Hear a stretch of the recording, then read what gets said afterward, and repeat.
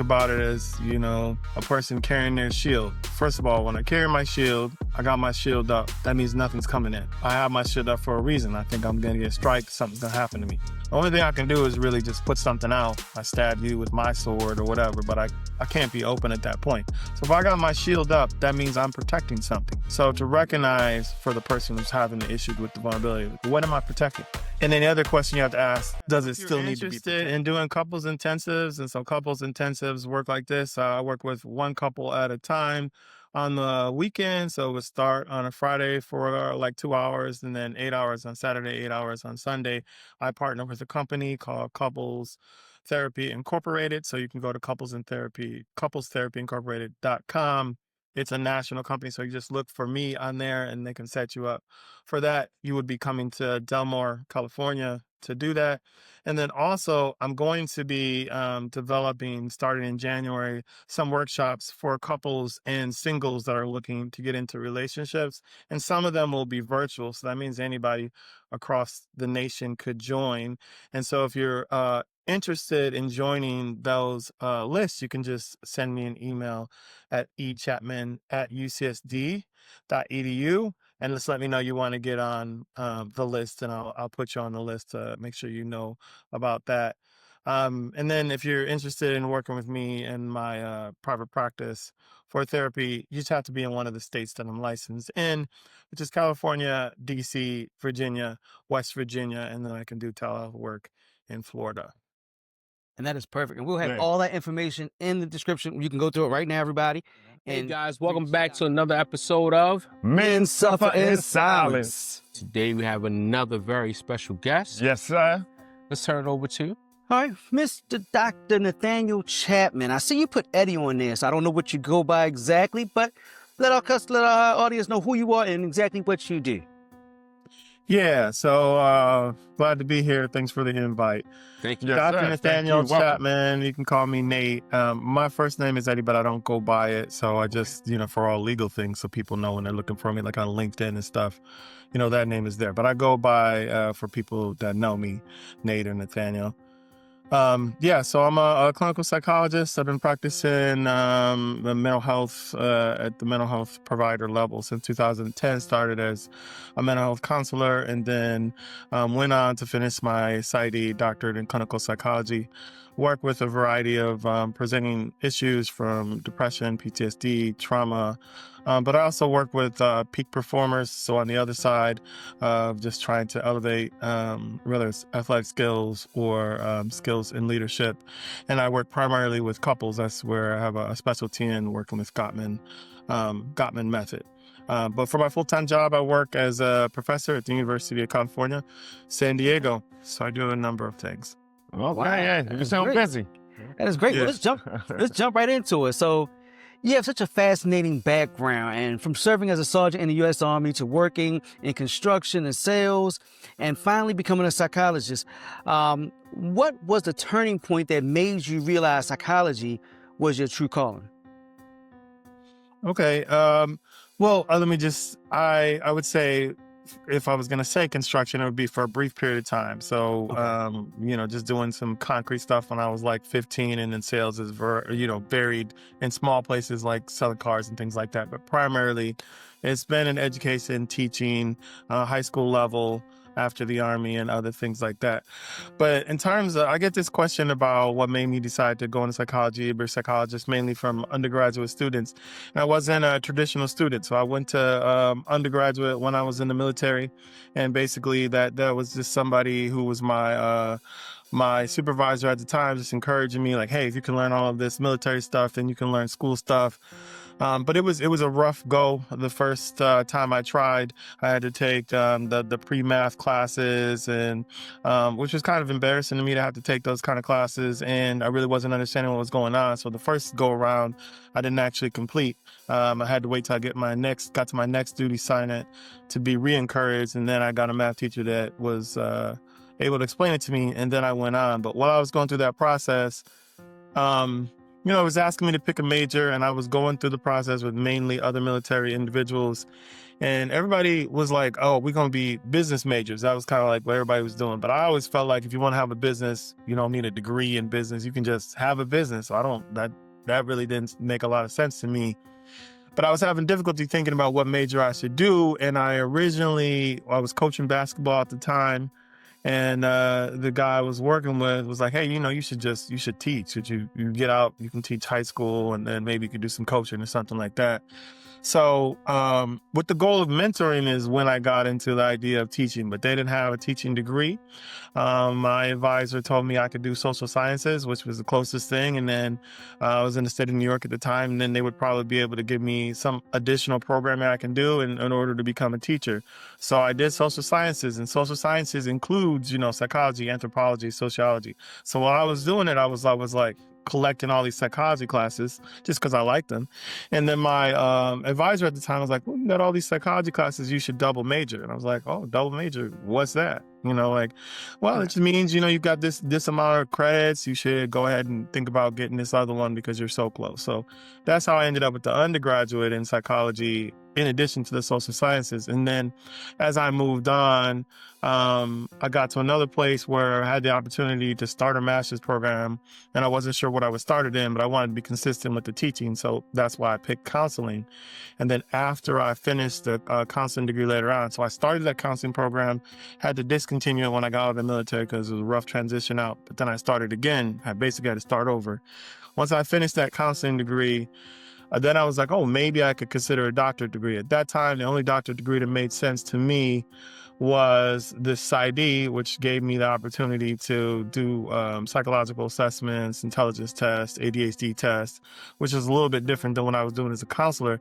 And when I applied, I didn't know if I would get in. I just, I thought I would just apply.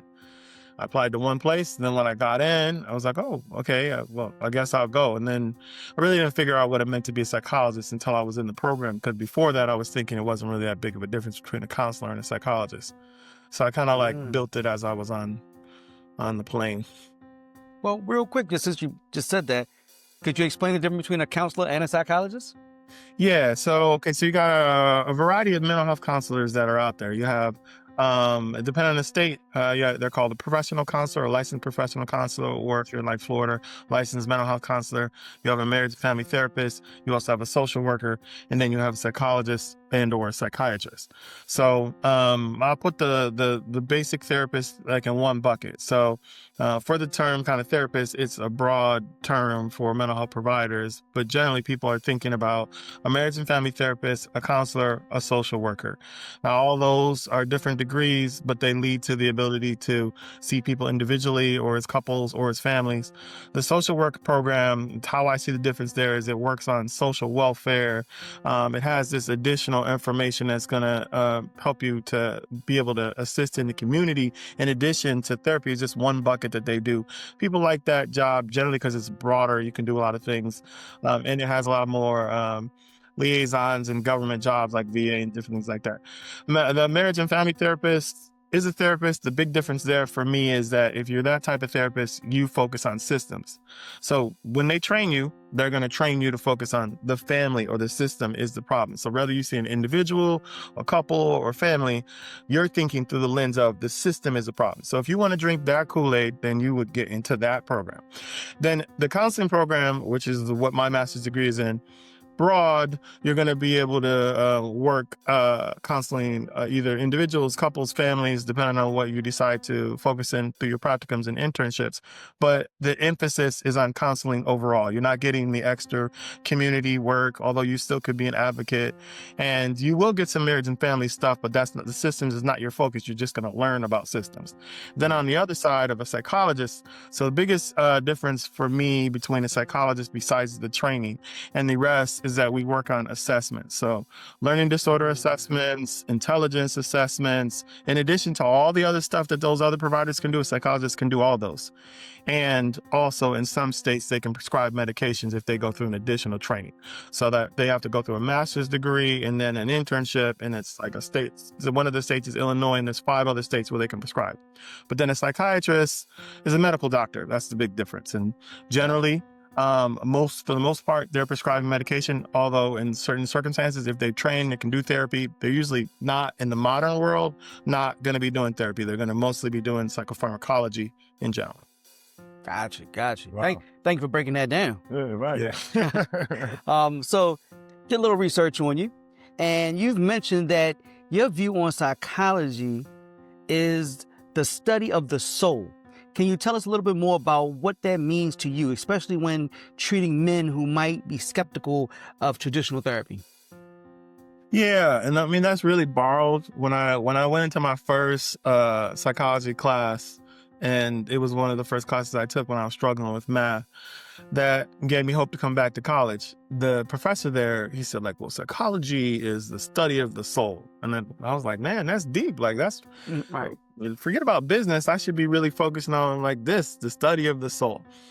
The more, that was the younger me took in that impression. Now that I think about it though, it fits as long as we think about whatever type of mental health provider you are, that you remember that you're dealing with people, you're dealing with a person. And so people come in with a lot of stuff. At the core of it, there's a context that's individualized to all the elements of who they are, how they identify. And it can be a struggle to keep that in mind. One, because we want to make sure that things are empirical and evidence-based, nothing wrong with that. But also, while you're doing that, you could get used to a protocol that maybe hasn't considered the type of person you're working with, or you don't really put that into the equation as you're trying to think about what's the next element. So at the core of what's going on with a person is with the person in the context that surrounds them, their community, their culture, all the things that make them what they are that may not be easily defined in a textbook. Okay, wow. That's great. So, given your military background and your work with veterans, you've likely seen the tough it out mentality firsthand. Why do you think so many men still choose to suffer in silence rather than reach out? That's an interesting question. I think it's complicated because I think there's the idea of choice, and then there's choice that's really been informed by societal and cultural norms that, make it feel like it ain't a choice at all. So, I think a lot of men in our society, particularly in American society, other societies too, have been taught by their communities that really men got to be strong. But I don't necessarily disagree with that. I think there's many levels of strength. So that means you can't be vulnerable. I think you take that back to some type of evolutionary components, right? Like if you're supposed to be the biggest animal in your tribe and you can't be vulnerable, you be vulnerable, then there's going to be some other animal that comes and takes you out, takes your tribe out. And so I think that's part of it. And also, how other people in our culture are responding when we show vulnerability. I think there's this idea that, hey, we want more men to be vulnerable, but then there's not always a reaction that that's okay when men are vulnerable. Right. And so then that leads to, hey, I got to hold on to, I got to stuff whatever it is I'm feeling. But whatever you stuff doesn't just go away. We would love for that to be the case. And I think this is anecdotally, so I don't have any research to support it, but I think the male that's stuck in the situation where they feel like they got to be strong and they can't show anybody what they feel is more likely to have physical problems that root from some type of mental things that have been stuffed. So, instead of whatever sadness or depression coming out and, where it's fatigue or appetite, could come out in back pain, headache, something like that. That could progress as you go on and, cause your immune system to get weaker and make you more vulnerable to other physical problems, unfortunately. Gotcha. That makes a lot of sense. A lot of sense. So I read about your ABC's boot camp and your father, with your father when you were young. How did that early lesson of resilience shape the way you approach the challenges in your adult life and in your career? Yeah, so for the people that are not aware of the story, I'll share the story with you. So, and that's part of why I have this whole long name, including my middle name. So I'm adopted. and I was adopted at 5. And when I was adopted, my dad felt like, a very faith-walking person, and said that he was given the vision of Nathaniel. My name means glorious gift from God. And so that's why he named me that. So my legal name is Eddie. I keep it because it's my birth name, but I never use it. So that's why I go by my middle name. But anyways, when he adopted me, I was 5. So that means I was staying with one foster care family, a white family, and my parents are black, from 8 months to 5. And when he adopted me, he said, I didn't really know all the stuff I was supposed to know. So you're 5, you're in kindergarten, right? You're supposed to know your colors, all the basic stuff, whatever this little kids are supposed to know. I didn't know any of those things. And so he tells me, he remembers how embarrassing it was for him to go up to the school. He went up to the school, and the school teacher basically told him, hey, your son, he's slow. Those days they use the words mentally retarded. He's mentally retarded, we think. You need to go ahead and get him tested and get him like the resources he needs. He's not going to pass kindergarten this year. He's had a lot of problems. Basically, when he doesn't listen, he's not really paying attention in class, and he bullies other kids. He's kind of like beating other kids up. And when he's not doing that, he's in the corner, like, basically soothing himself with this little raggy doll we got. So my dad said he was so upset because took me from this foster care home where they had like 3 other kids, and he's like, he didn't think that any of their kids didn't know their colors or didn't know the shape, and they had me since I was a baby. How would I not know all this basic stuff I need to know? So he was busy. He was working. I think he was working for the sheriff department at the time. I can't be for sure, but I know he was working at other kids.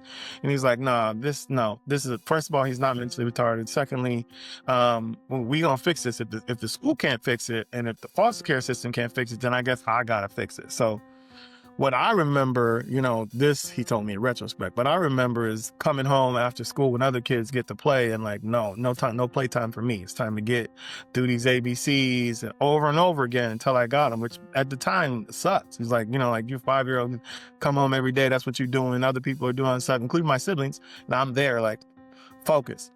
But in terms of like how it affected me now, I mean, no doubt to get where I'm at now, to have a doctorate degree, to be running a business, to be at a Research One institution, took a lot of resilience, took a lot of grit, whatever word you want to use, to make it to the military, all those things. So I think it set up a foundation of a few things. One, if you want to have something, you got to make it happen. I think what it modeled unconsciously with my dad doing that is, and nobody's coming to save you. You got to do this yourself. Now, when I say that, I don't think that people shouldn't use their communities and resources. I think sometimes we don't get as far as we can because we don't use our resources. And you do have to recognize that there are a certain amount of things you got to do yourself. And there are certain elements in life that you have to recognize nobody's coming. That's just the way it is, especially for men, maybe more than women, arguably. So you deal with that. Right. That is very true. That is very true for men. So you specialize in the Gottman method for couples. How does this health of a romantic relationship impact the man's individual mental health? So, I think, and if the listeners don't know about Gottman, you can just go to gottmaninstitute.com. There's a lot of resources that you would find useful. I was listening to some research about how relationship, particularly intimate relationships, help men. One of the ways it helps has to do with physical health. And it's more likely, and these are like heterosexual relationships, that the woman is going to be like, hey, did you get this checked out? Did you get that checked out? And in these cases, it might end up saving that person's life because these are just things that they don't think about because they have too many other things going on in terms of health. So I just wanted to highlight that component. But thinking about Gottman specifically, it might give you a frame for a relationship. In addition to the frame that you got growing up, assuming it was a healthy frame, or if it wasn't, this can give you a new frame. They have something called a sound relationship house. And if you go to Gottman, you can see what the sound relationship house is. But it's a model of a house, and it has like these 7 components. Or you can, the book called The 7 Principles of Making Marriage Work, even if you're not in a marriage, you could just think about it as the 7 principles of making relationships work. But it's a house. It's like a pillar of a house. And the house has 2 weight-bearing walls. You know, if those weight-bearing walls collapse, then the house collapses. One is commitment. That just means you're committed to the relationship long term. And then the other one is trust. You know, trust, I think, seems obvious for people that it has to do with infidelity. But it's not just about infidelity. The basic question that someone's trying to ask when it comes to trust is, can I trust that you'll look out for my interests as well as your interests? So it doesn't have to be about infidelity. It means like if you say you're going to do something, you actually do it. When we get in a situation where my parents or somebody else is like talking down about me, will you have my back? These are like small examples of how can I trust you to be there for me really shows up. Because what happens when that's not happening is that leads to betrayals. And betrayals is like, could be death by 1,000 cuts. It doesn't have to be a big betrayal. If you say you're going to do something, you don't do it, and you continue not to do it, then I learn I can't trust you, and that wall goes down. And then if I can't trust you, I start making comparisons. I start thinking about, like Big Booty Judy, like, she look better than you. Like I start making comparisons about all these other things. That's a fact, brother. That's a fact. Yeah, so these are the things. And then as it goes up, the bottom part is love maps. So how well you know your partner, how well your partner knows you, and then how you use that in a relationship. Shared fondness and admiration. Do I, when I speak of you, speak of you with respect, show that I have esteem for you. Then it goes further. The middle component has to do with sentiment. So there's negative sentiment and positive sentiment. Positive sentiment is like, I see you optimistically. I have rose-colored glasses. Negative sentiment is anti-rose-colored glasses. I see you as the villain. I'm thinking about calling you narcissistic, all these things, how you not here for me. If that's going on in the relationship, it really can contaminate the relationship because I can't, a lot of times there's 50-50 situations in a relationship. Something happens. I'm not sure you did this in a nefarious way. I don't have enough information to make that decision. If I don't have positive sentiment with you, I'm more likely to think you did that to harm me. If I do have positive sentiment, I don't have to think about it as much. Oh, yeah, that's probably no big deal. So as we go further, it's conflict management. So they have something called the 4 Horsemen: criticism, contempt, defensiveness, stonewalling. The idea is if these horsemen are galloping around in your relationship, then they could lead to destruction. Contempt is the big one. And contempt is a basic essential feeling of, I love you, but I don't like you. And you can only sustain a relationship for so long when you're experiencing that coming from someone else. Then at the top is making life dreams come true. Like how well you are aware of your partner's dreams and you support them, not your dreams, like the dreams they have. Like I support you in your dreams, and then at the top is the dreams you have together and what you do for fun. So I think one, being aware of that, and you can just go to Gottman Institute, you can practice that. You can put that into your romantic relationships, but also your other relationships, your relationship with your homeboy, your relationships when you're coaching, whatever other things you're doing, you could use that when you have employees that work for you to help flourish your relationships. Yeah. Wonderful. I like that. So Dr. Chapman, with breaking stigma, right? For men listening who might feel like they are broken or stuck, what is one of the misconceptions about therapy or mental health that you would like to debunk right now? Yeah, that's a good question. All right, remind me if I get away from the question, because there's something I want to say before that. I think it's fair to acknowledge that the system has not always been responsive to us as men when it comes to therapy, especially men of color. And that you might feel that impact on your first experience with therapy. You might or might not, but I want to encourage people, if you do, that's not your only person you got to go to. You may have to go through some steps if you get a therapist and you have insurance and your insurance recommends this therapist and you don't like that therapist, to talk to your insurance to see, no, this is not it. I want to go with another therapist. I just encourage you to do that, because sometimes it just might not be a fit, but that person that you had, that's not going to be the whole situation. I understand, though, people get frustrated with that, because I've had it just like in other situations. I go see one neurologist, I don't like that neurologist, and it takes me 6 months to get a different one. But going through this process might be part of it, because it's a one-to-one fit. And I would say the other thing has to do with what it will actually do for you. We may not like this idea of being vulnerable and talking about what we're experiencing, but that gives us an opportunity, especially if we don't feel like we can do it in an outside world, to process stuff that may be going on, so we can go back to our environment and continue to hold the strength. You know, you could consider it like, it's a therapist is more than just a confidant, but you could think about it that way if it helps you. Like, this is a person I can go, can have these conversations with, then I can go, get back up in terms of like what I'm doing. I guess the other thing I would say about stigma is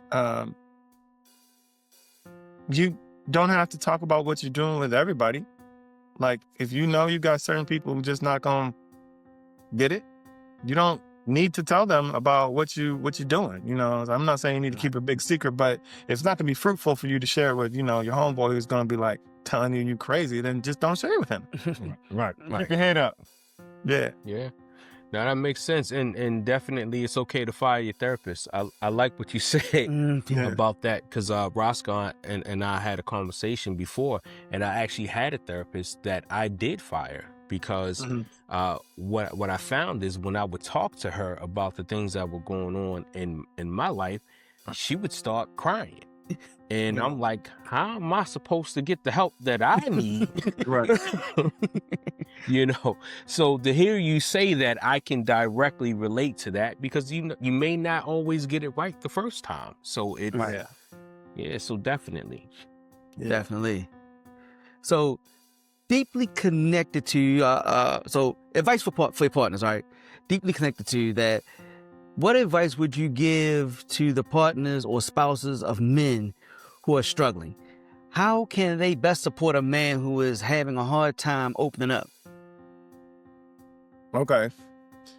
Yeah. So, I would think the best thing for you to do in that situation, I like to use this acronym of L.O.V.E. So the L is learn. So, when your partner is telling you what they have going on, you want to be learning. And so let me clarify, learning from, I'm a curious, I just want to know what's going on, not investigating. Investigating is like, but did you do this? What about that?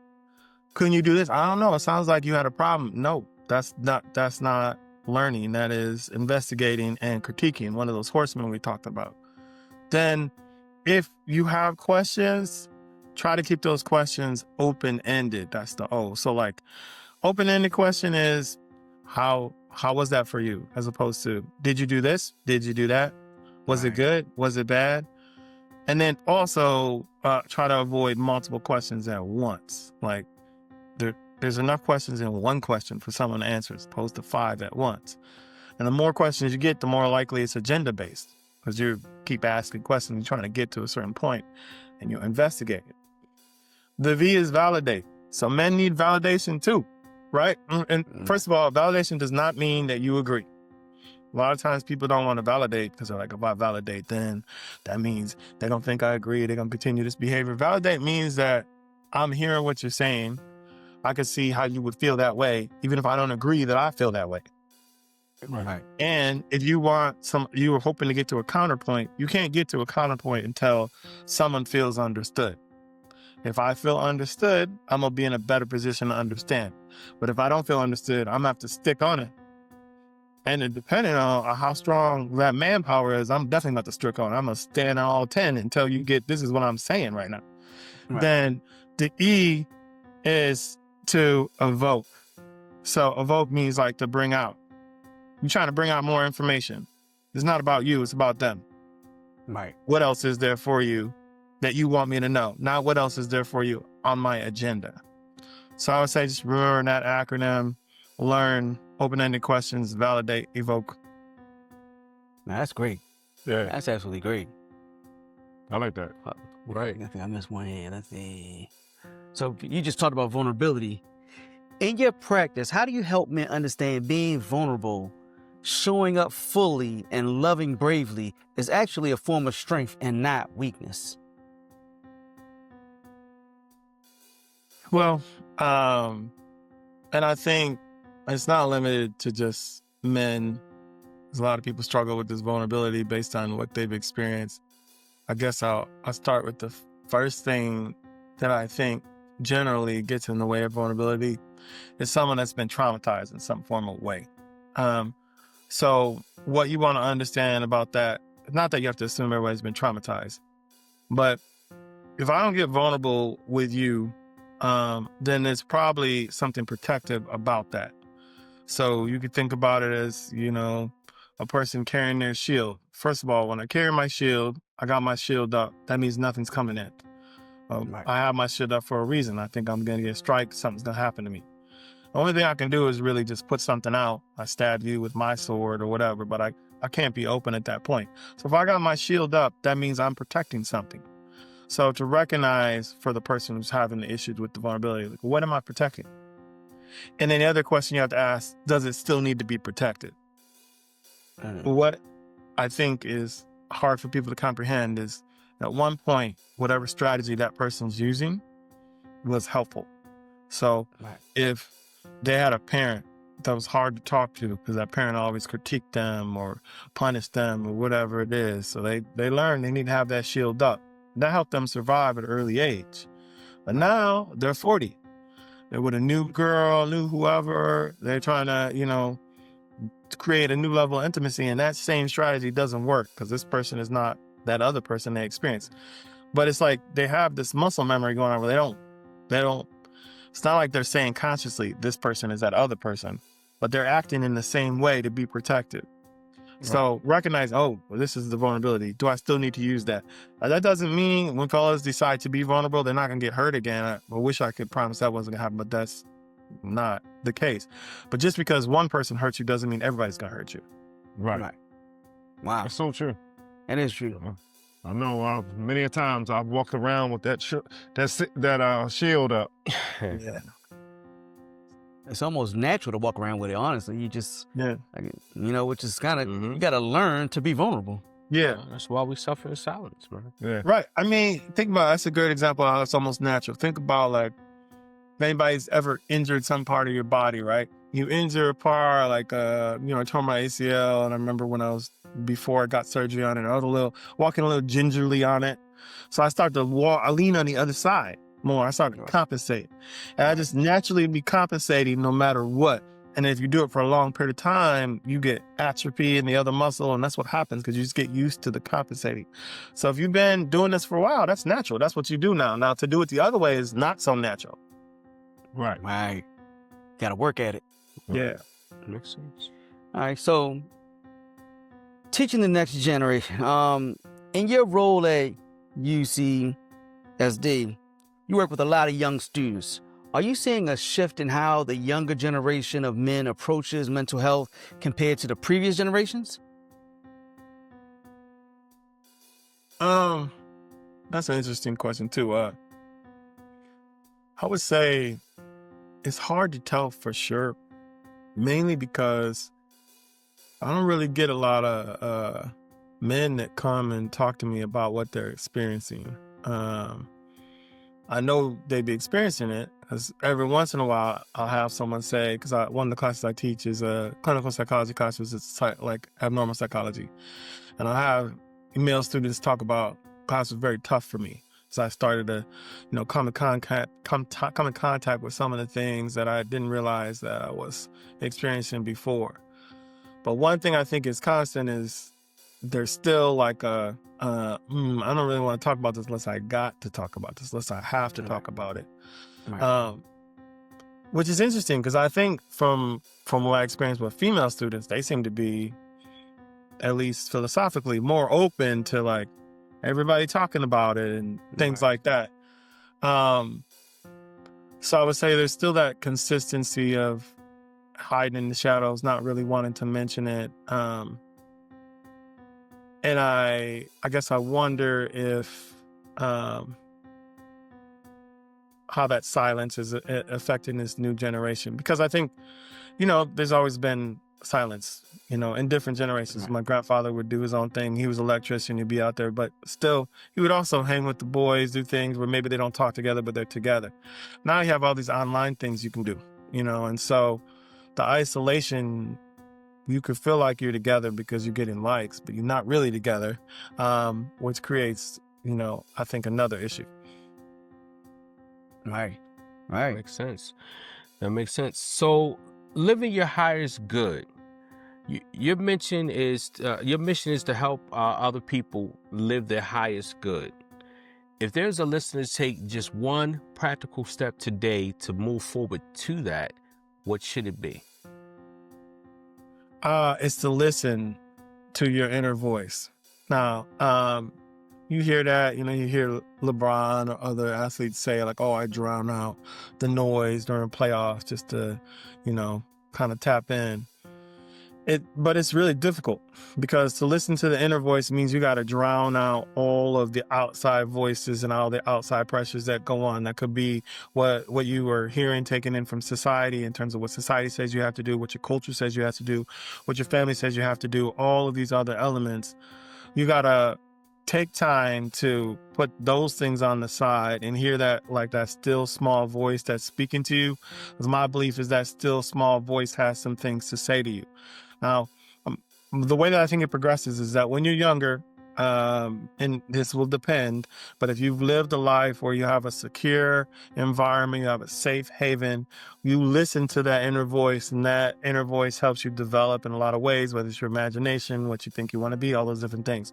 It could get stifled at an early age and through trauma, through some type of abuse where you don't really listen to it anymore and not really being able to follow it. But at some point, I think it was there. I think you were able to listen to it, and then you got all the noise from the outside that caused you to not trust that voice anymore. Then when you stop trusting yourself, sometimes you turn against yourself. So this intentional, let me tap back into what it is. What's that inner voice? Let me mute out all this sounds. You hear people do different strategies, like they meditate and things like that. And that might not be to hear the inner voice. That might be able to slow anxiety and slow worry. But really tapping into that inner voice and then being a scientist with it. So once you tap into it, you got to experiment with it. Okay, this is what I think. This is a suggestion for me. Let me try that out. Let me see if that brings any fruit. Then if it does, that's how you're going to know it works. And then if it does work, then you're going to build more trust for that inner voice. And if it doesn't work, it's an experiment. Okay, well, the inner self, I really didn't, I think I messed that one up. Let me go back and listen and see, refine that. Gotcha. Tap in. That's it. All right. That's I what got I heard. one more really great question for you here. Give it to him. So next week, I'll be going to the Army-Navy game, and I'm forming Navy. How much do you expect Navy to beat Army by? I just wanted to throw that out there. That's funny. Well, I haven't really been following this season, so I really don't know how good either one is. But I want to just tap into my Army spirit and say, you lose by 7. It's not bad. I love it. Hey, we thank you. So, listen, first of all, there's not a lot of Black psychologists, are there? Yeah, I think the percentage for last time I looked, Black psychologists is like 4%. Wow. Well, thank you. Thank you for what you do. Thank you for being a part of that 4. It's needed. It's definitely needed. Thank you for what you do. Thank you for joining us today. Yes. Let's give it up for Dr. Chapman. Yeah.